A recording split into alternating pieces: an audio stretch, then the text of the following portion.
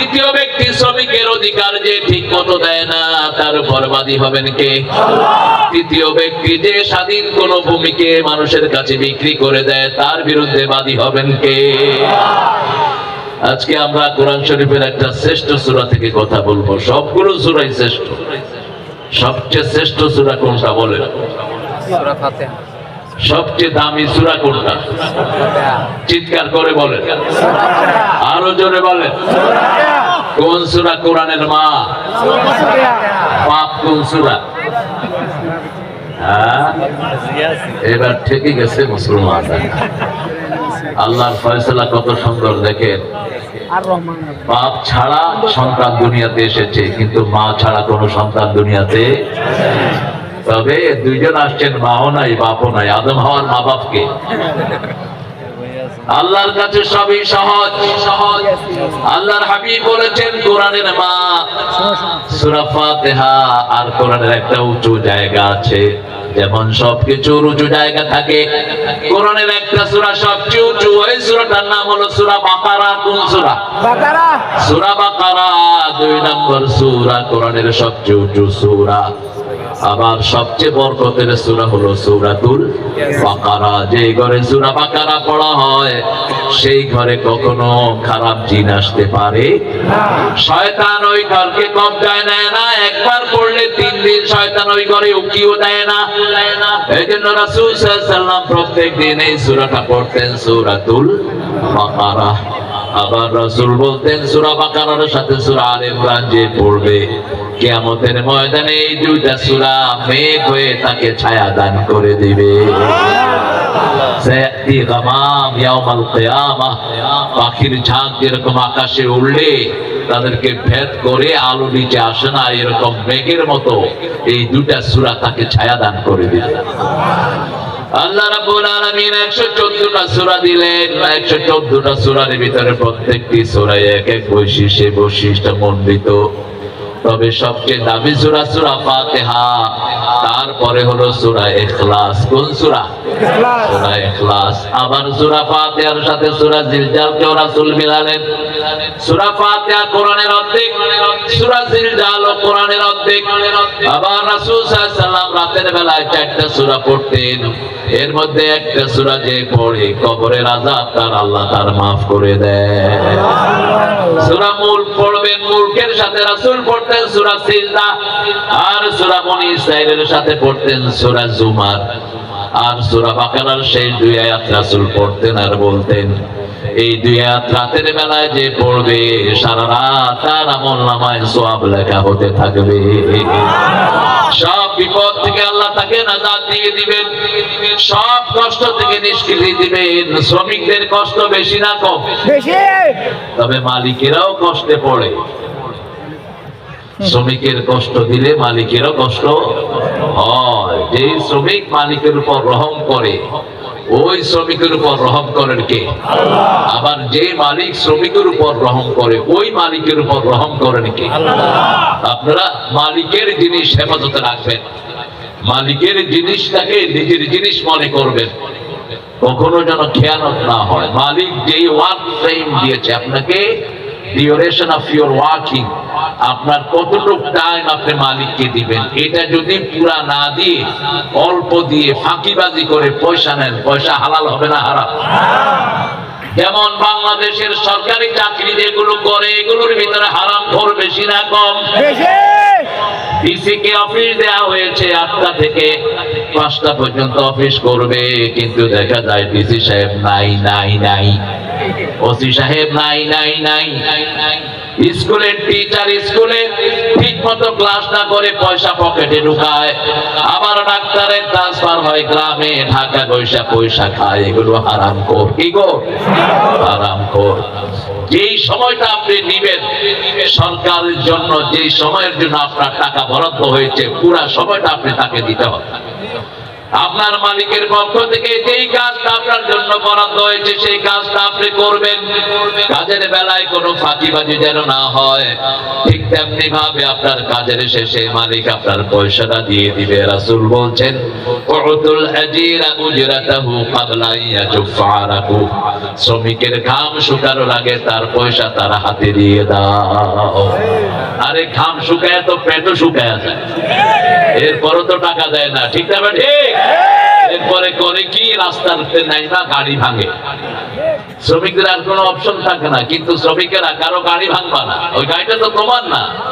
ওই গাড়িটা ভাঙলে তো তোমারই লস, কারণ তুমি তো এই গাড়িতে চলবা, ঠিক কিনা? একজনের অপরাধের কারণে অন্যকে মারধর করা জায়েজ নাই। কারণ হলো ইসলামিক কোন কোড নাই আমাদের শ্রমিক এবং মালিকের। সেই জন্যই মালিকেরা অনেক জায়গায় শ্রমিকের উপর জুলুম করে, ঠিক না ঠিক? আবার শ্রমিকেরা মালিকের উপর জুলুম করে। দুই দিক থেকে ইনসাফগার হতে হবে।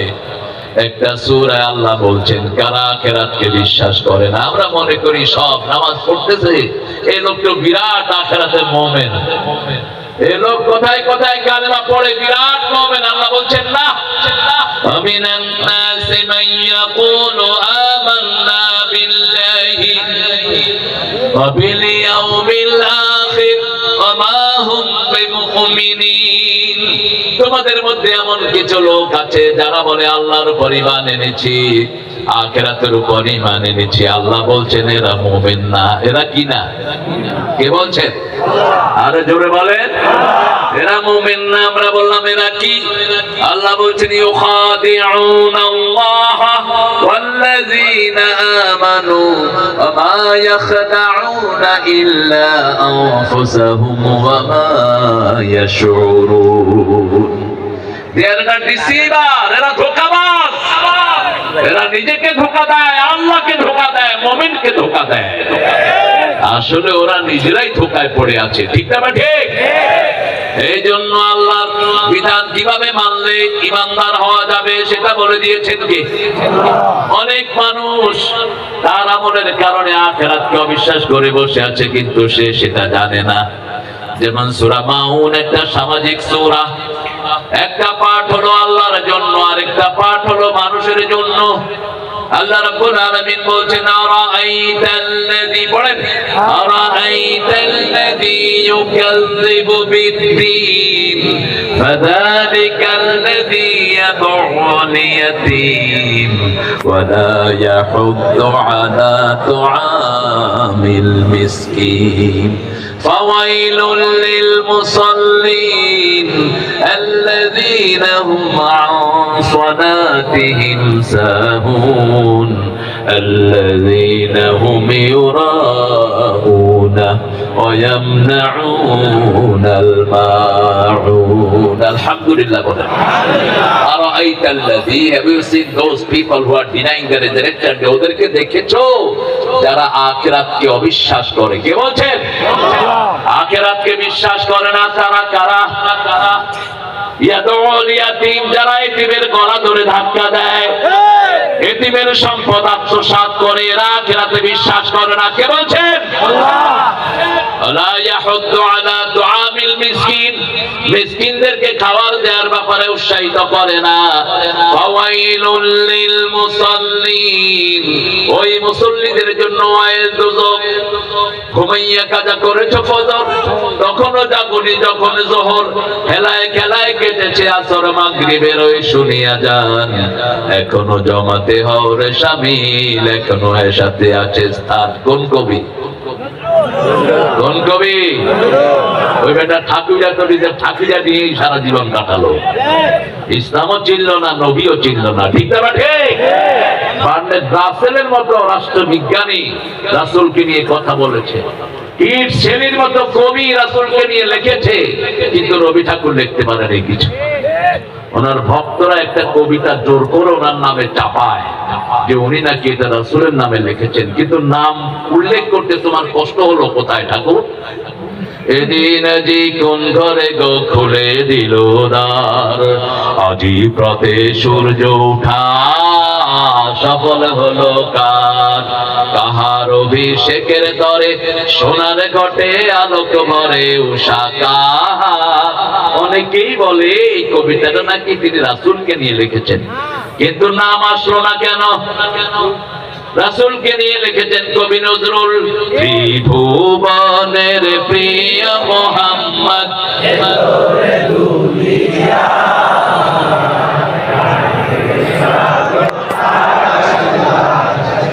দেখেন এই হলো নজরুলের জনপ্রিয়তা, কারণ রাসূলকে নিয়ে লিখলে এটা সারা পৃথিবীতে ছড়িয়ে যায়। ঠিক না ঠিক? ঠাকুরের কবিতা পড়েছি, কেউ আমার সাথে কণ্ঠ মিলাতে পারলেন না, শুধু আমিই পড়েছি। আর যখনই ত্রিভুবনের বললাম আপনারা গাওয়া শুরু করে দিলেন।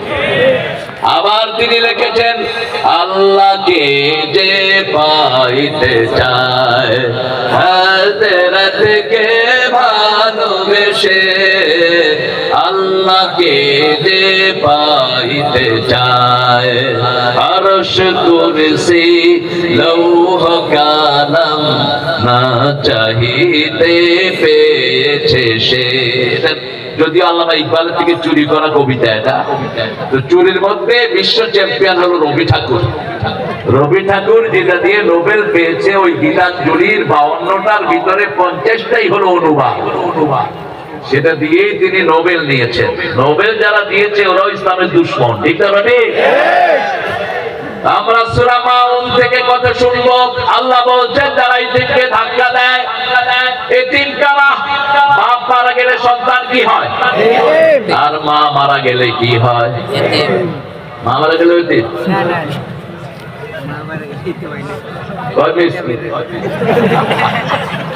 আল্লাহ আল্লাহ আপনাদেরকে হেদায়েত করুন।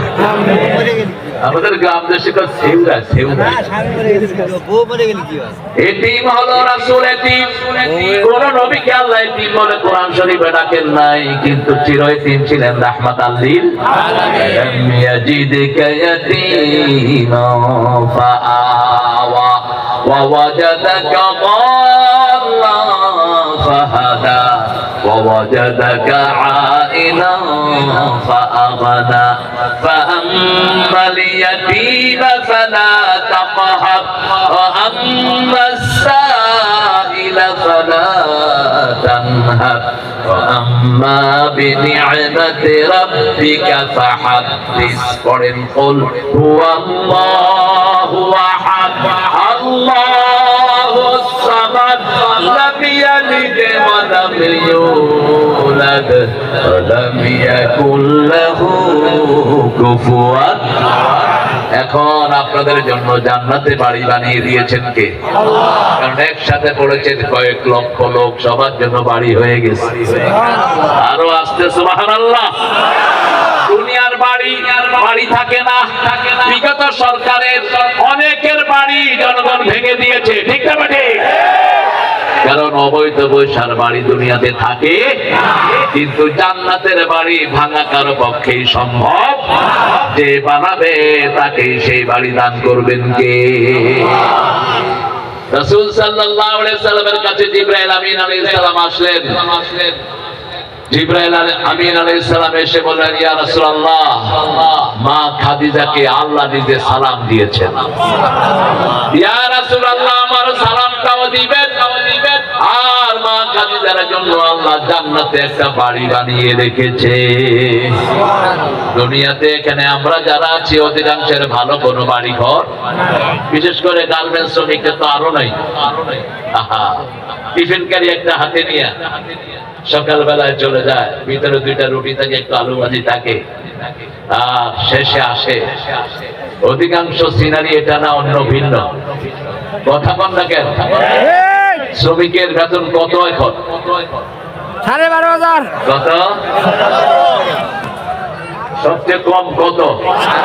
12,500। হ্যাঁ,